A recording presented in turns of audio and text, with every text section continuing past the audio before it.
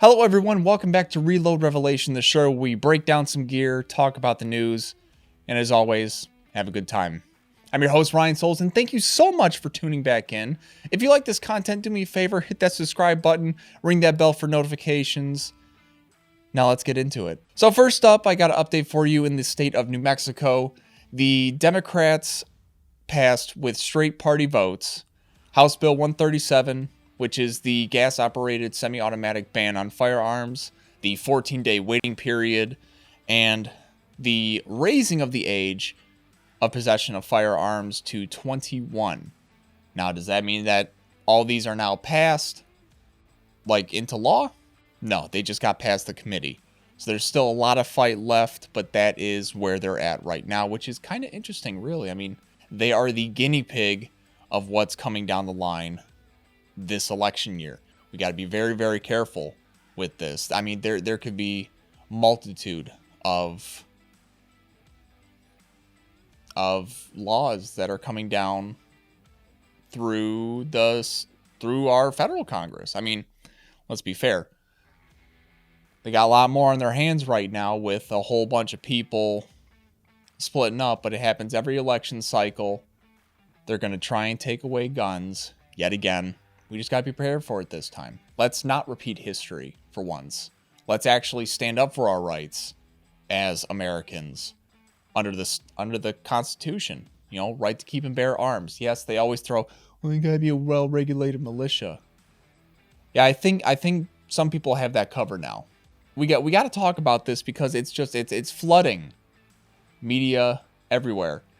Is that Governor Abbott of Texas is refusing what Biden has said to do with the razor wire across the southern border. And there are more and more states now supporting Abbott's decision with his ruling. And that basically is, when he's given the bird to Biden. It's kind of eye-opening to see how much people are just going against the chief executor of the country. I mean, it's wild. It's wild to see. And the fact that Abbott is just so simply just going, no, we're going to keep protecting our border from illegals crossing constantly. Now, they just found out that a guy that was crossing the border in the South is a known terrorist. You would know who I am. But you are really not smart enough to know who I am. But soon you're going to know who I am. And the fact that they just, the feds just want to take down the fencing that you guys put up. It's okay. It's not a big deal. No, it is a big deal. Because that goes against the law of self-preservation.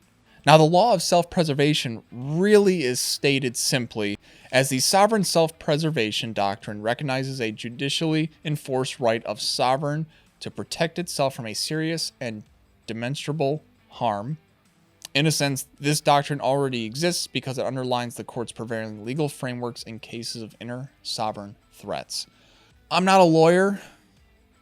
However, there is a forfeiting of a right to live when it comes to the law of self-preservation. This is why people have stand your ground laws. This is why people have castle doctrine in the states that they're living in. For example, in Michigan, we have both. If someone decides to break into someone's house, guess what? They have now forfeited their right to live because they've broken the law. And that gives you the right to self-defense and self-preservation. Now, I'm pretty sure Biden did the same thing not too far back when he instilled, under his watch, razor wire around the White House, around the Supreme Court, around every building in the Washington, D.C. Mall, which is the whole area kind of surrounding the entirety of D.C. And here's the thing. I was there and they were covering Roe v. Wade being kicked back to the states. That was a couple years ago now, and I do remember they kept up that razor wire and those fences. Now, granted, I mean, they weren't the strongest fences in the world, but they were fences nonetheless. Certainly a lot less than what they're doing at the southern border. However, why is it different? Why is it any different for Abbott to do this to protect the country's border when you so separately separated the people from the people's house and the White House and the Supreme Court and, et cetera, et cetera? Why is it rules for thee and not for me? I'm telling you this right now. They want to do that because they thought it was a good idea to do that for DC. Now, why is it a problem when we're trying to protect our borders, especially from supposed terror threats and illegal immigrants breaking the law by coming across the border illegally? There's my soapbox for the day. However, there are more and more states supporting this decision that Abbott decided to flip the bird to Biden. Now it's up to 26, which now it's a 26 to 24 split. It's almost crazy how history repeats itself time in and time out. Now, this is just my opinion. Do I think it's going to spark civil war? I'm praying that it doesn't. But again, wars were fought for way less than what they're trying to pull right now. And with SCOTUS deciding to side with the Biden administration across party lines, how can this be the same Supreme Court that overturned Roe v. Wade and yet kept up these barriers in DC, and now Texas is completely different? It is totally different. We do not want to talk about this. Go away, Abbott. No, you can't. You just can't do it. People are seeing that now. People are seeing the hypocrisy when it comes to the ruling of the Biden administration. So what I have for you today is the SP9A1 from Grand Power USA. This is the Stribog SP9A1 direct blowback 9mm pistol. This is a pistol. Okay, that's the reason why it doesn't have anything fun on the back. It's a very unique weapon. It's probably the most unique weapon that I've seen to date. However, it's got a couple cool features that, we could talk about. It is a, as I mentioned, a direct blowback, 9mm. What direct blowback means is that there is no gas operation system in this firearm. There is no gas tube, nothing like that. It just relies on the power of the charge in the load to cycle the gun back and forth. However, it is still semi-automatic, which means, no bueno. No, I'm looking at you, New Mexico. Let's get this right. Let's get this right. So before we take this kind of through, I'm just going to show you there's nothing in the magazine because, this takes 30 round magazines of 9mm. We're going to open up the bolt and we'll show that there's nothing in there, nothing in the barrel, and we are showing clear. So a lot of cool features on this. It is pretty much all ambidextrous, meaning you can use it with both hands depending on what you like. It comes with, right out of the box, flip up iron sights. It's got long distance and then short. It's got a slot, 2 slots in the back, 1 in the front to kind of match, and then it's got peep sights, which are the little circular ones that you can see right there. And it's got a little white dot on the front one. So it wouldn't be my go-to for sights. I would put like a little red dot on something on this. It's got a nice full Picatinny rail on top, Picatinny on the bottom rail, and then it's got M-lock on the sides, which is pretty cool. Perfect amount for attaching some kind of sling, a weapon light, things like that. It's got an 8-inch barrel, which is the shortest in this kind of style of firearm. However, it's got a direct thread. This one's just got a muzzle cover on it right now. However, you can just unthread this covering and put on any matching thread muzzle device on there. Make it a little bit easier, a little less snappy. So, and we got our... Found out that if you put the charging handle on this side, because you can do that, it's completely swappable, and I'll show you that. It's a little bit easier to manipulate instead of this side. It's got a non-reciprocating charging handle, which if we lock the bolt back onto the bolt catch, you can see I can still move the charging handle up and down. What that means is that the charging handle is completely independent from the mass that's driving the bolt back and forth. That's awesome because if you're shooting this, you don't want that charging handle slamming back into your thumbs. And since I'm right-handed, I keep my support hand up top, and my thumb basically covers that side. So I would totally be slamming my hand into that charging handle almost every time. It would not be fun. So I like the fact that this one has a non-reciprocating charging handle. That comes standard now with all the on the Stribog series. This one came with it. It was super nice. I didn't have to swap anything like that. However, it's something nice to talk about. On the underside of this Stribog, there is an angled foregrip. Now, a lot of people know why that is. I'm going to explain to the people that don't know why that is. Because I don't want to get arrested. It's kind of the end-all be-all. Because an angled foregrip on a pistol is completely legal. If I put a vertical foregrip on this pistol, I would be going to jail tonight. Especially because it's on camera. Now, the reason being why is because due to the NFA Act, which is hopefully getting tossed.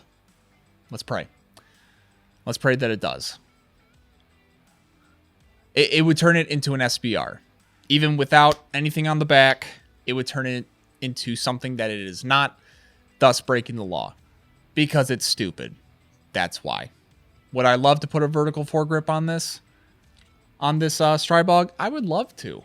I mean, I feel like that would be a lot more stable. I wouldn't have to kind of grip it weird and kind of hook my fingers into this odd. However, we got to do what we got to do for right now. It's got a flared mag well, which makes it very easy to put the magazine directly in. On both sides, we have two magazine release buttons that are independent of each other, so you could push this one to pop out the magazine, or this one's kind of cool. It's got a nice little throw lever that releases the magazine as well. I like doing the one on the left side because you can easily strip out. Let's kind of go down to the back end here. It's got their stock trigger on it, which is a flat face trigger, which I'm kind of starting to grow on. It's got a nice feel to it. It's got a good break and good reset, which we'll show right now. Okay, so first, we'll rock that bolt back. Make sure we're still clear. Nothing in the barrel. Nothing in the chamber. Pretty sure my Listexia just kicked in right there, but that's okay. So, we'll take it off a safe. We'll press that trigger. There's the brake. Cycle it back. And very, very short reset. It's lovely. So, next up is our safeties, which of course, being that most of this is ambidextrous, if not all, these safeties are ambidextrous. You can flip it on either side. If you're rocking it like this, you will feel the safety on your trigger finger. It's just kind of there. I like hitting it safety on the one side to fire, and then my trigger finger to rock it back onto safe. It's their stock pistol grip, which it's got nice groovature. I'm going to start naming it that. I like that word. I don't know if it's even a word now, but we're going to name it that. Nice groovature right there. Super simple. And that's pretty much it when it comes to the base Stribog SP9A1. Now, they do make one that is in a roller delay blowback, which, for people that don't know what that means, it's just a different type of firing system. It's got little rollers that pop out and lock back in, making the recoil management a lot nicer. Now, yes, it's just 9mm. It's a little snappy. However, roller delay just kind of smooths that in. One of the most famous guns that has roller delay blowback is, of course, the famous MP5 that the Germans made and that most people want in their lifetime. I want that. That would be sweet. So to break this down, it really resembles an AR style breakdown. It's got 2 pivot pins in the system as is. However, we're going to just take out the second one. That's actually swings out the upper receiver from the lower receiver. Pin, it'll just kind of swing open, just like any standard AR would. And that's the amount of clearance that you are going to have. You can really see the hammer, nice, very, very small hammer in there. And to get the kind of direct blowback mass that is in the upper, I recommend having like a little something to kind of hit this back plate off. So once you got it all taken apart, you just slide down this back plate, pop that off, put that to the side. And now, if you can see, when you pull your charging handle back, this entire buffer system just sort of pops out. And if you're very, very careful, you can take out the entire buffer assembly. I'll put this away for right now. And this is what's rocking back and forth in the gun.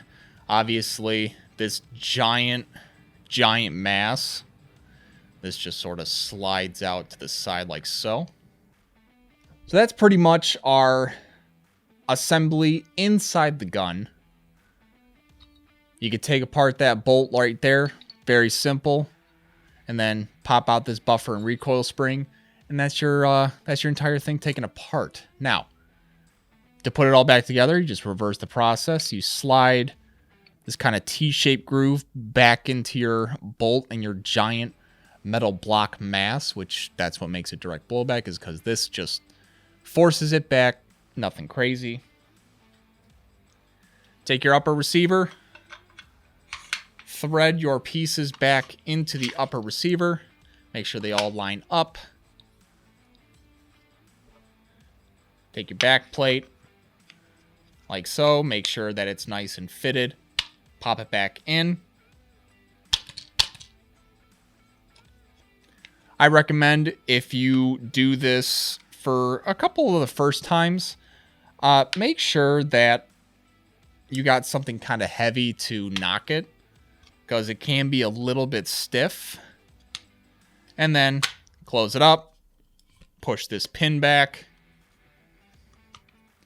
which we're actually going to do that right now. But before we put this back together, I'm going to show you how to take apart that charging handle assembly, just in case you want to go a little bit crazy, which obviously it is not too hard at all. So there is a slotted groove in the back. So you basically pull that charging handle all the way to the back, and then pops out like that. Put it to the other side. Rack it back into the space, and now it's not going to come out. Okay? Very simple. Kind of an effective design. However, I like it on the other side. Just like that. Now, let's put it all back together. We will slide our bolt carrier mass group, which is, I'm coining that term if it hasn't been invented already. Just like so. Put our giant cap back on the back. Give it a good smack. And push that D10 pin back in.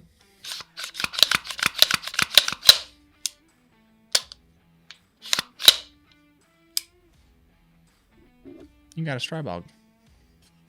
Very nice little weapon. It's a little snappy when you're shooting it, but I mean, with a little help on the backside, I think it'd be okay. When it comes to accessories, this thing's got a whole bunch of them. It's got grips, sights, stocks if you want to make this an SBR. It's got a whole bunch of cool little gadgets, and everything in this is pretty much interchangeable with like most guns now, but it's just they made it very, very easy. One of the things that I would recommend is having your bolt release be a little bit longer. They sell that at grandpower.com. It's very simple to take apart. You just pop that pin out when you have everything disassembled, and that tray, that like bolt release, it's just a tray. And you just pop it up, take it out, pop the other one in, you're good to go. So that was our breakdown for the day. The Stribog SP9A1, very cool, different piece. And let's get into the gear. So when it comes to shooting in the wintertime, it can be a little bit daunting. And obviously, some people just don't find it very fun, myself included. I'd rather wait until it's warmer, but sometimes you can't really wait. So something that to pick up would be, some decently made shooting gloves. So these are the Victo shooting gloves, and they're super easy to put on. They look cool. Got a little Velcro tab in the back, just so it's a little bit more secure. And these obviously are a little bit more worn than what they would actually look like. However, I like the fact that they're light. They're very flexible, and they got knuckle padding just in case, you got to like deck somebody apparently. Overall, very, very comfortable. They're made of kind of a cotton blend, and they also have fingertip actuators for like your smartphone. It's pretty thoughtful. Most gloves don't do that, if not now, hopefully soon. They got little keeper loops on the inside. That is, if you want to put them to your belt, you can take a carabiner, put them together, and they're stowed away for the time being. Some of the things that I noticed about these gloves in particular is that they like to pill, which not a huge deal in the... I mean, I can literally take off some pilling right now. Not the hugest deal in the world because they are meant to be used and used well. But chances are I'm going to have to replace these very soon. But I'm okay with that because as long as I'm getting used to shooting with gloves, because it's a lot different feel than shooting with no gloves. For example, if we take our Stribog for the day, make sure we're clear, all that good stuff. It's got a different feel, but it's just light enough to where I can get my fingers in there. I can still actuate everything. And it's pretty simple like so. Even hip fire this thing if I want to. Get a little gangster action. But they're very comfortable. Not a fan of the branding on the actual trigger finger, but that's just a personal take. I'd rather have it, just somewhere that's a little bit more inconspicuous. But as far as comfort level goes, I mean, I could wear these all day. They don't feel... They just give you like a little nice extra layer of protection, especially when everything starts to get nice and warm. You want to have that little bit of protection on your hands, in my humble opinion. But as far as manipulation and whatnot, I mean, I can really lock that bolt. I can really just feel everything in these. When I'm ready to go, I'm ready to go. So thank you guys so much for watching again. I truly appreciate it. If you like this content, do me a favor. Hit that subscribe button. Be sure to like and follow. If you don't like YouTube, guess what? I'm on Twitter or X, and I'm on Rumble. So thank you guys so much for watching, and please remember these 5 rules. Never point your firearm at anything you don't intend on shooting. Know what is behind your target at all times. Be aware of your surroundings. Keep your finger off the trigger until you're ready to shoot. And as always, have fun. I'm Ryan Souls for Reload Revelation. Thank you so much for tuning in again. Now do me a favor. Go catch some R&R.